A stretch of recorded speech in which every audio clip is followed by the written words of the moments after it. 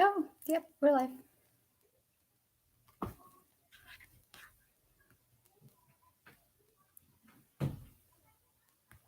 Okay, I think we're live. I'm forever trying new setups. Bear with me for bear with me.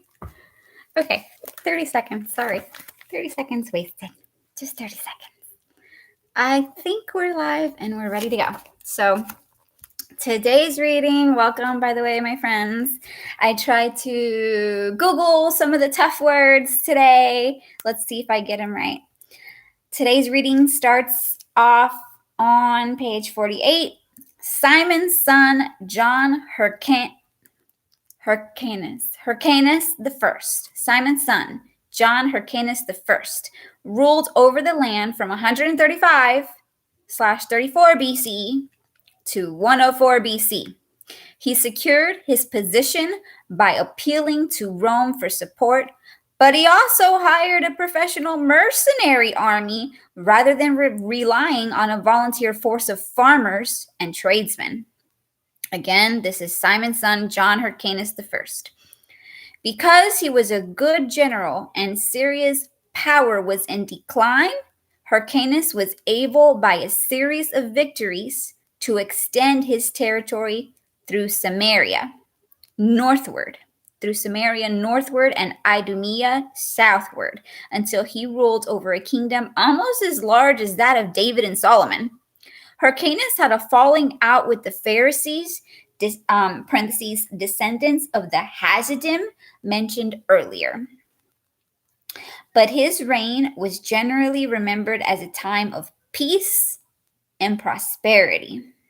Josephus says, he lived happily and administered the government in the best possible manner for 31 years. He was esteemed by God and worthy of 3 privileges: the government of his nation, the dignity of the high priesthood, and prophecy, for God was with him. Parentheses reference Antiquities 13.10.7.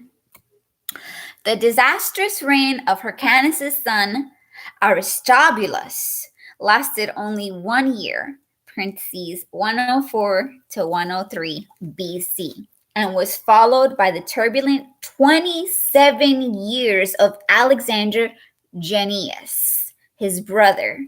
Alexander was constantly embroiled in war, turmoil, and internal political dissension. He was unprincipled and ruthless and is said to have had hundreds of captives crucified in the center of the city to entertain himself and his mistresses during a drunken party. The falling out that Alexander's father Hyrcanus had with the Pharisees became an outright break during Alexander's reign.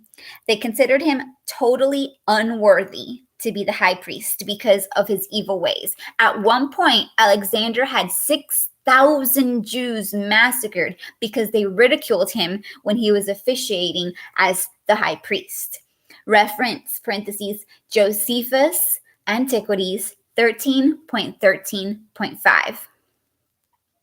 When Alexander died in 76 BC, his widow Alexandra became the queen. She was well liked by the people, but the Pharisees at this time basically dominated the country. After the death of Alexandra in 67 BC, a war broke out between her 2 sons, Hyrcanus II and Aristobulus II, with Aristobulus II managing to stay on top until 63 BC, when the Roman general Pompey, who by this time had considered virtually all the territory in Asia Minor up to Syria. Did I say considered? I meant conquered. Let me read that again. Okay, so 67 BC, a war broke out between her 2 sons, Hyrcanus II and Aristobulus II, with Aristobulus II managing to stay on top until 63 BC, when the Roman general Pompey, who by this time had conquered virtually all the territory in Asia Minor up to Syria, arrived and conquered Jerusalem. In this way, the new power that was to dominate the area for centuries established its dominance, and a new era had effectively begun. The domination of Rome, 63 BC to AD 70. That's where we're at. Do I have time to keep going? I have time to keep going. So, after conquering Jerusalem, Pompey appointed Hyrcanus II as the high priest, but without any royal title, and sent Aristobulus II to Rome as a prisoner. Hyrcanus II's years of limited religious rule were filled with intrigues, political ups and downs, and ultimate humiliation. He was taken prisoner by the Parthians. Did I say that word? I didn't Google that word. Parthians. Parthians. That's one that I failed to Google beforehand. We'll Google it later. So he was taken prisoner by the Parthians, mutilated by having his ears cut off to disqualify him from the priesthood. Wow, that's dirty. He was taken prisoner by the Parthians, mutilated by having his ears cut off to disqualify him for the priesthood, and replaced by Aristobulus II's ineffective son, Antigonus II, in 40 BC.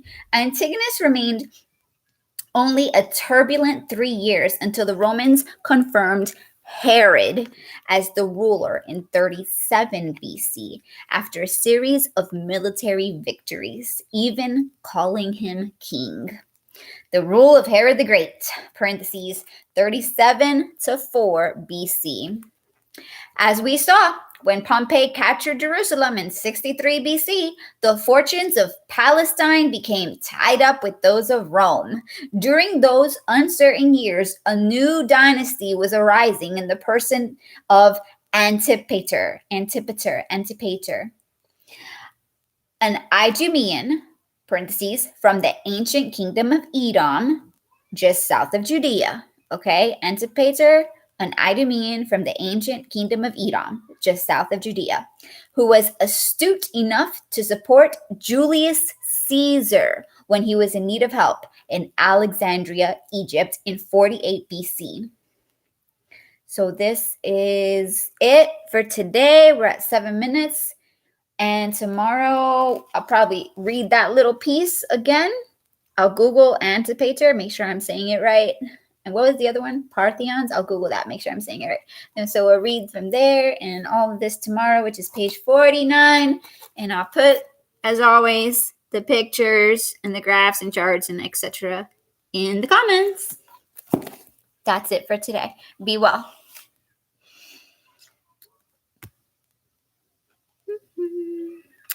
And